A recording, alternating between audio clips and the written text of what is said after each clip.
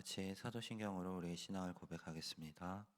전능하사 천지를 만드신 하나님 아버지를 내가 믿사오며 그 외아들 우리 주 예수 그리스도를 믿사오니 이는 성령으로 잉태하사 동정녀 마리아에게 나시고 본디오 빌라도에게 고난을 받으사 십자가에 못 박혀 죽으시고 장사한 지 사흘 만에 죽은 자 가운데서 다시 살아나시며 하늘에 오르사 전능하신 하나님 우편에 앉아 계시다가 저리로서 산자와 죽은 자를 심판하러 오시리라.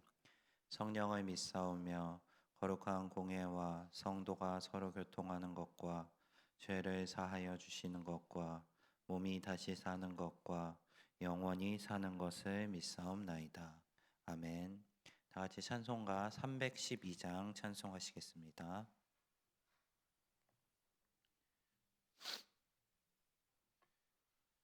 찬송가 312장입니다.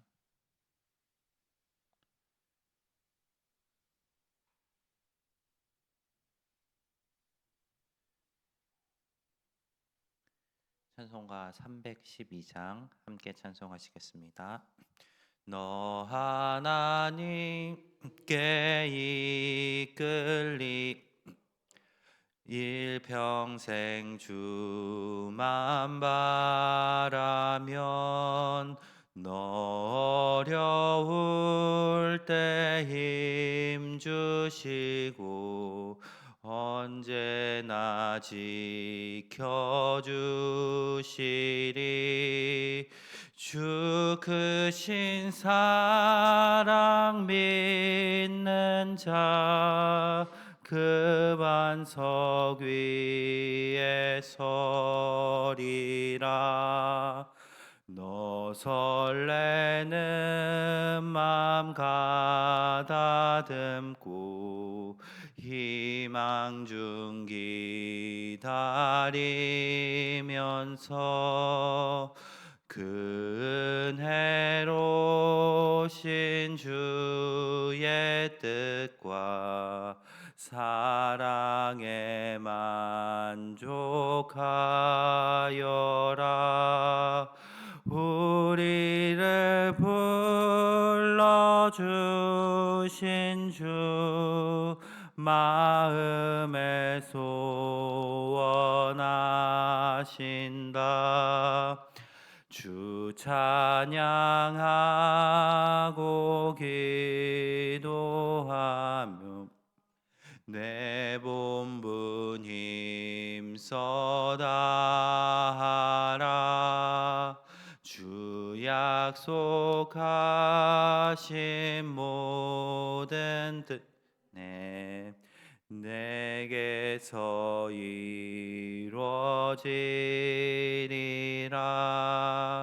참되고 의지하는 자 주께서 기억하시리. 아멘. 사랑이 많으신 하나님 아버지, 오늘도 새로운 날을 주시고 또 우리가 주님께 나와 하루를 시작할 수 있게 하신 감사합니다. 하나님, 오늘도 주님의 말씀을 사모하며 이 자리에 나왔사오니 우리에게 주의 말씀을 허락하시옵시고 그 말씀이 우리의 삶을 인도하게 하여 주시옵소서. 우리의 삶에 있는 어떤 어려움이나 고난으로 인하여서 말씀을 외면하지 않게 하시옵시고 오직 주의 말씀을 사모함으로 하나님의 뜻대로 살아갈 수 있는 성도 되게 하여 주시옵소서. 함께 하실 것 믿사오며 예수님 이름으로 기도드립니다. 아멘. 오늘 함께 보실 말씀 시편 119편 81절부터 96절까지 말씀입니다. 시편 119편 81절부터 96절 말씀, 구약 성경 892면에 있습니다.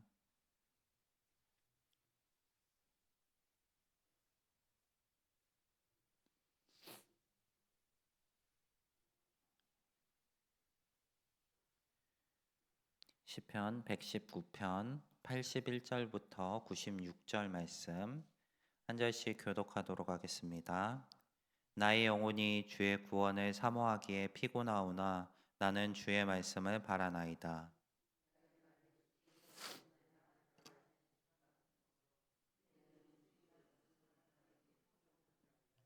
내가 연기 속에 가죽 부대같이 되었으나 주의 율례들을 잊지 아니하나이다. 하는 자들을 주께서 언제나 심판하시리이까. 주의 법을 따르지 아니하는 교만한 자들이 나를 해하려고 웅덩이를 팠나이다. 주의 모든 계명들은 신실하시.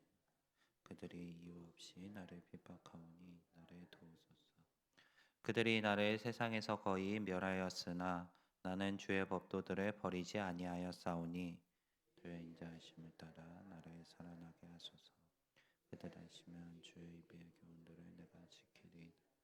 여호와여, 주의 말씀은 영원히 하늘에 굳게 섰사오며 주의 성실하심은 대대에 이르나이다.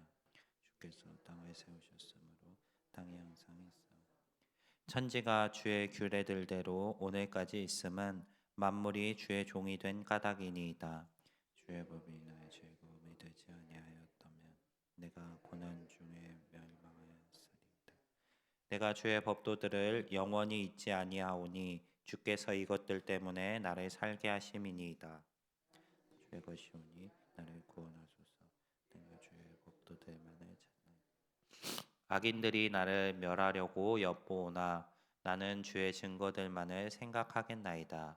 내가 보니 모든 완전한 것이 다 끝이 있어도 주의 계명들은 심히 넓으니이다. 아멘. 우리 어제 함께 살펴본 앞선 본문을 통해서 시인이 고난에 대해서 어떻게 생각하는지를 살펴보았습니다. 고난을 통해 여호와의 율례들을 배웠다라고 고백하면서 고난 속에서도 하나님의 말씀으로 성장한 것에 대해 감사하는 시인의 모습을 볼 수 있습니다. 오늘 본문의 시작하는 단어는 피곤하다라는 단어입니다. 너무 힘들다라는 단어로 시작하고 있습니다. 고난 속에서도 주의 율례를 배운 것에 대해서 감사한 마음은 있지만 그럼에도 고난으로 인해서 피곤한 상황을 고백하고 있습니다. 시인은 지금 자신의 상황이 너무 피곤하다고 말하는데 그 이유는 나의 말이 주께서 언제나 나를 안위하실까 한다라고 이야기합니다. 주께서 언제나 나를 안위하실까 하면서 그럼에도 불구하고 주의 말씀을 바라고 있기 때문에 자신이 피곤하다고 이야기합니다. 그리고 이어서 시인은 자신의 상황을 피곤하게 만드는 것들에 대해서 또 이야기합니다.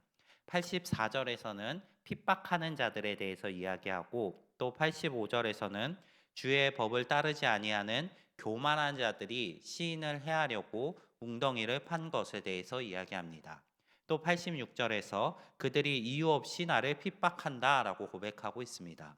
하나님의 말씀을 사모하고 지키려고 하는 시인은 계속해서 주변에 있는 악인들로 인해서 고난을 당하고 있습니다. 여호와의 말씀을 바라며 주의 율례들을 잊지 않기 위해 노력하고 있는 시인의 삶 가운데 여전히 어려움과 고난들이 있습니다. 지난 본문에서 시인은 이러한 고난들 속에서도 자신이 여호와의 율법들을 배우고 익힌 것에 대해 감사했습니다. 그렇다고 할지라도 이 고난 속에서 고난이 하나님의 선한 뜻을 알게 하는 것이라고 할지라도 고난 속에서 잠잠해야만 하는 것은 아닙니다.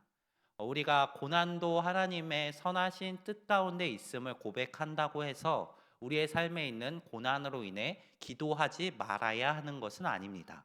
시인은 이 자신에게 오는 고난들이 하나님의 율법을 배우게 하는 것임을 기억했지만 그럼에도 불구하고 하나님께 간구하고 있습니다. 주님, 언제까지 이 고난들이 나의 삶 가운데 있겠사옵니까? 하고 간구하고 있습니다. 그리고 주님을 향해 자신을 이 고난 속에서 건져달라고 요청하고 있습니다. 고난을 통해 주의 율법을 배우지만 그럼에도 불구하고 고난을 벗어나기 원한다고 고백하고 있습니다. 우리의 삶은 어떠한가요? 우리의 삶 가운데도 주님의 말씀을 사모함으로 인해서 오는 고난들이 있습니다. 어쩌면은 주의 말씀을 사랑한다는 것 자체가 우리에게 고난일 수도 있습니다.